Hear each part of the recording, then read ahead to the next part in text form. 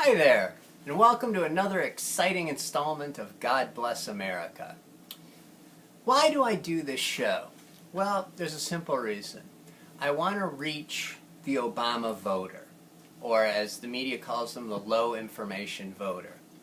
Because there's two kinds of people on the left, and on the right, for as a matter of fact. There's the leaders, and then there's the followers. And especially when it comes to the left, the leaders know what they're doing. And the followers don't necessarily know exactly, they don't think it through, they just think it sounds good or looks good on paper, but they don't really understand the left's policies and how they adversely affect everyone.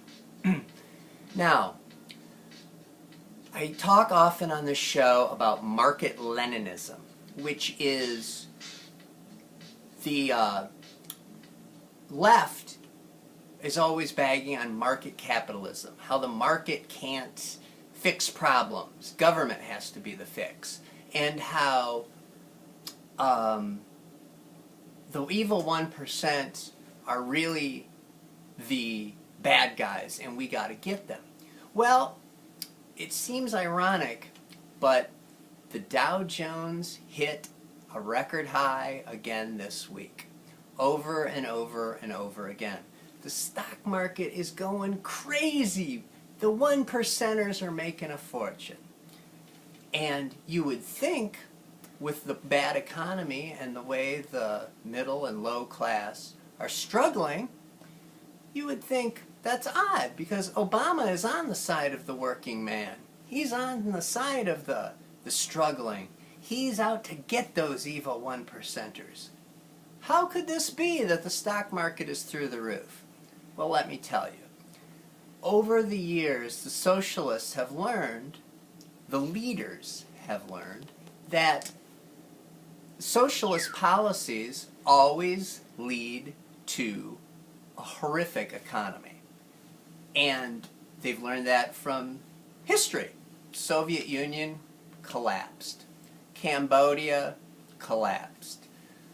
Vietnam, China, all the Argentina, or I'm sorry, not Argentina, Venezuela, where Hugo Chavez just passed away. The economies are always in a shambles. The poor get poorer, and the rich get richer. Hugo Chavez, just from a working class military background, his family's worth $2 billion. Imagine that. When really he was fighting the good fight for the poor. Well, Obama's the same way. The Clintons, the same way. Pelosi, the same way. Reid, the same way. They're all extravagantly wealthy. Now, how did they get so wealthy on a civil servant's paycheck? Well, the Clintons just bought their young daughter, Chelsea, a $10 million apartment this week. Now, that seems like an awful lot of money for those people to have because, you know, wait, they are the 1%. How did they get that way on a civil servant's salary? It's called market Leninism. Some people call it crony capitalism. And the left understands throughout history that they can't really be 100% socialist because it doesn't work. If they take all the money from the 1% and keep it, as opposed to passing it down to the poor, which is what they claim they're going to do, society eventually implodes. So what they need to do is they need to prevent people in the working class from ascending into the ruling class.